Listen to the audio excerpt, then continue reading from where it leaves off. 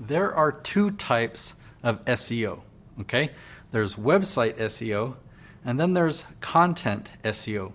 I used to own a web design and SEO company, and our service really worked. We knew how to get websites and web pages ranked #1 on Google. But today, content SEO is so much easier and it gets way better results. It's way better at generating leads for your business. So I'm going to show you how to do it. And by the end of this episode, you'll know exactly how you can use the modern form of SEO to generate leads for your business.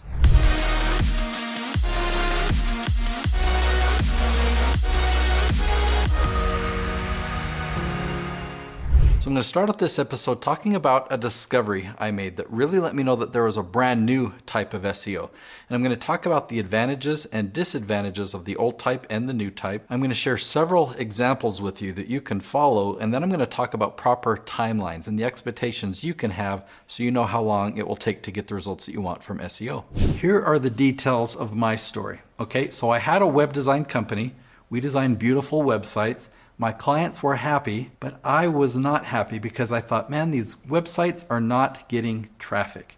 So I created an SEO service. We now got these pages ranked on the top of Google, and my clients were happy. Now they had beautiful websites and they had people visiting them. But I also looked at the websites and thought, wow, now they're getting traffic, but they're not making sales. So I learned how to make promo videos, and I got really good at video so that we could convert visitors into customers. The system was working great, but I didn't know that it was short-lived. So let me give you some of the details. To get these pages ranked on the top of Google, we had to do a lot of work. We first created a how-to video. We put it on the page. We then transcribed all the words from that video and turned it into an article that looked nice.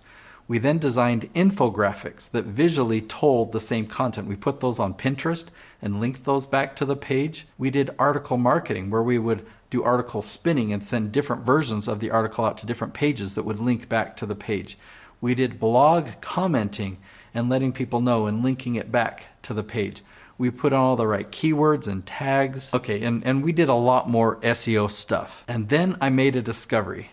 One piece, okay? The how-to video over on YouTube got 50 times more views than the web page that was ranking #1 on Google.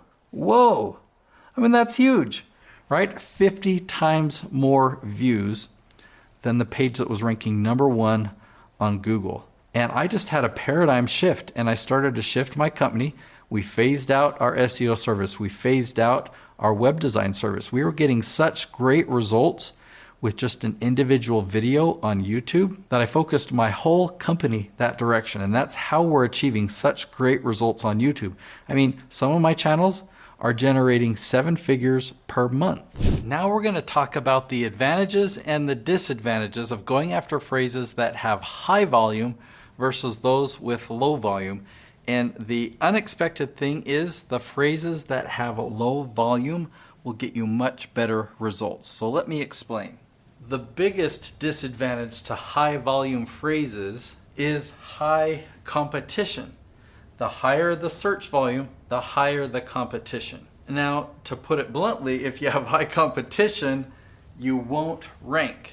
Okay, you'll be pushed way down and you'll get no views.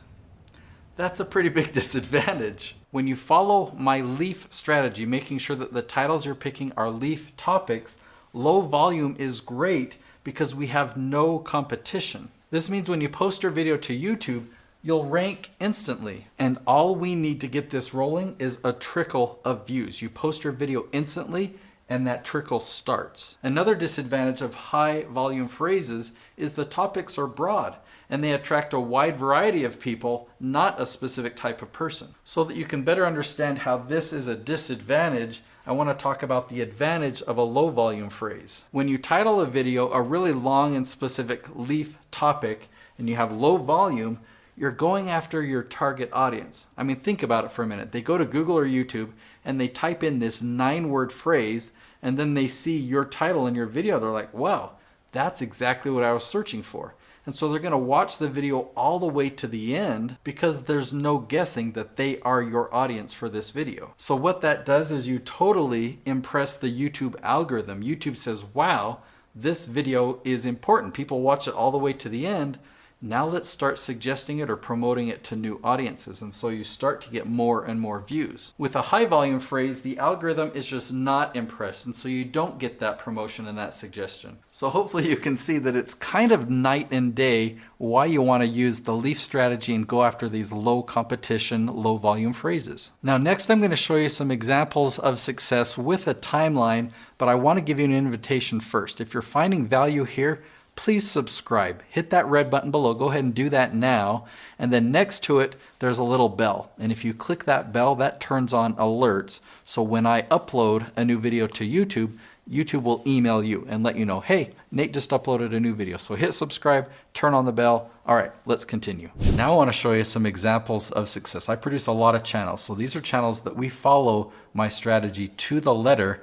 And I want to show you the results that we've got. So here's Paul Jenkins. His channel is Live on Purpose TV. He's a positivity psychologist and he talks a lot about parenting and about relationships. Let's show you what happened on his channel. So let me give you the timeline on this one. The Live on Purpose TV channel with Paul Jenkins had 235 subscribers. So we started launching 5 episodes per week on November 6th, 2017. And look at the first 4 months. Okay, this is 4 months exactly, so maybe subtract off a week or so there. It looks pretty dull. It looks pretty boring. That is what we experience on every channel. The first 4 months are very boring, and then exciting things start to happen around that 4-month mark. In Paul's case, about a week early, about a week before that 4-month mark, we had a mini spike, and we got up to almost 2,000 views in a single day. Now I'm going to change the custom dates here. I'm going to take you out just a couple more months. So I ended this on March 6th. Let's go out to May 6th. Okay, so this is the first spike that I showed you that almost got to 2,000. Well, look, now we had a spike right here on April 13th of 18 that was 9,000 views, and we've had more spikes since then. So hopefully this gives you a first glimpse of what a timeline might look like on your channel. The first 4 months were really boring. Then we had a mini spike. A month or so later, we had a much bigger spike. And as you can see over here on the side, we're up to 193,000 subscribers. We average 15,000 views every single day. This next example, I'm real excited to show you. It's Stan the Annuity Man. And you could imagine what he talks about, or maybe you don't even know what an annuity is. That's what he talks about, all about annuities. I want to show you something. Notice the number of views. So this video that was launched 2 days ago has 233 views. The one launched 5 days ago, 282 episodes. 401, 263, 191, 238. So we're not getting like the high hundreds, or we're not getting thousands of views on these videos, but Stan's given me permission to share a lot of cool stats about his channel, that even a channel like this, I mean, look, we're up to 12 or approaching 1,300 subscribers. This isn't a massive channel, yet it is hugely profitable for his business. Prior to YouTube, Stan built a very successful business. The year 2019 was his record year. So his business is doing better and better each year. But at the end of 2019, I started to produce his channel, and we started launching 5 episodes per week. We started laying that foundation of search, and then he started getting the phone calls. He started getting leads. Well, by June of 2020, mid-June, and so we're not even halfway through the year yet, he had surpassed his 2019 revenue, and he attributes that growth and that increase all to what we've done on YouTube. His channel is so niche and focused that the people that find him need his services. Now, what I've done here is I've brought up lifetime. So this is going clear back to August of 19, a little bit before we launched, but you see, it's just gradual, steady growth. Stan's is the only channel that I've not experienced a spike, but it has seen consistent, steady growth. We've just been getting more and more search traffic. People who have questions about annuities really need to find Stan. Also, annuities and really niche videos about a product, they're less likely to be suggested to new audiences. They're definitely not going to be trending type topics, like something about politics or something about a cute cat or something like that. Those type topics might get a lot of views, but for this type of a channel, how-to annuities, they're really, really profitable and they're great lead generators. So if you have a really, really niche business, this is a good example for you to study. Now this next example is Noelle Randall. She talks about real estate, specifically Airbnb real estate. And she also talks about business and entrepreneurship and investing. So let me show you what's happened on her channel. So she had built the channel on her own for a couple of years, and what I'm showing you here is the year 2019. She started to see some growth and she got up to 6,500 subscribers, okay? Then she hired me and my team to produce her channel, and by January 21 of the year 2020, that's when we launched doing 5 episodes per week. All right, what we're looking at is January, and again, we started launching around this point, January 21, all the way through July 31. Okay, so the first 4 months, we see are very, very flat. Then we get right at that 4-month mark, we see a pivot where we start to angle upward, and week after week, like her most was around 1,000 views in a day, or just over 1,000 views in a day. Well, very quickly over the next couple of weeks, we got up to 1,800, we broke 2,000, now we're up to 2,300, the next week 2,600, 2,800. Week after week, we were getting pretty excited. And by the end of July, we passed 5,000 views in a single day a couple of times. While we hadn't seen an exponential spike like we have on some of the channels, with Noelle's channel, we definitely saw a pivot. And week after week, we saw this growth. It was pretty exciting. Before I show you what happened next, I want to talk about the traffic, because this video is all about SEO and getting ranking. Okay, so up to this point, you see that we kind of had an equal mix of search, suggested, and browse. Suggested is where YouTube starts to promote you to new audiences. SEO results are this search. That's where most of our traffic was coming from earlier in the year. And because we followed the other ingredients that you'll learn on this channel, if this is search and this is suggested, suggested month by month started to inch its way up and above. Now let me go back and I'll show you what happened next. In fact, I'll just add the entire month of August. So boom. You know, obviously this is huge. We were really excited about 5,000 views, and then we just started passing 20,000 views in a single day. And usually spikes settle back down. Noelle's channel hasn't. Let me take it all the way to today. We're filming on November 13th, so I can take it through yesterday, November 12th. I'll hit apply. Look at that. So we've had some ups and downs, but we've even had our best day was 31,000 views in a single day. So does that give you a proper timeline of what you might expect? Noelle's first 4 months of following my strategy were very boring, but the tail end of that started to get better and better and better. And then her channel just exploded. A couple weeks ago, she crossed 100,000 subscribers. Another thing that I can talk about in the context of the timeline is revenue. Like, when can you expect to actually make money on your channel, not just get the SEO rankings? In Noelle's case, she told me that right off the bat, within the first month or two of launching with my strategy, she started generating leads. Now, what I can show you is actually ad revenue, and you'll see here that the ad revenue, you know, for the first little while, we would make $27 a day, or $24 in a day, or $22. And then when we had the jump up to 20,000 views in a day, you know, we'd have $400 or $500 or $600 days. She's had a day as high as $1,100 in a single day. If we just look at October was almost $22,000 in ad revenue. Now, I'm not going to share with you her business revenue, but I can say that the ad revenue is just the icing on the cake. What I'm known for is my expertise on YouTube. I produce dozens of different channels that are doing extremely well, and all of my channels are educational. I really want you to understand the strategy that I use so that you can use it too. If you follow this strategy, you'll get tens of thousands of views every single day of people who want to learn from you. I'm going to share with you the abridged version of this strategy now, but I have the whole strategy right there in this episode, and I'll reference that episode later as well. So there are 5 ingredients. If you want to get massive results on YouTube, educational videos, you need to follow these 5 ingredients. You can't leave one out. Ingredient number 1, you've got to follow my leaf strategy. If you don't know what the leaf strategy is, watch that video so you can learn my tree analogy and really master the leaf strategy. So many people follow the other 4 steps and maybe go halfway with the leaf strategy, but you won't get results. They just don't get views. And again, I go into that in that episode that I've linked to up there. Okay, ingredient number 2, you want your episodes to be 10 to 12 minutes in length on average.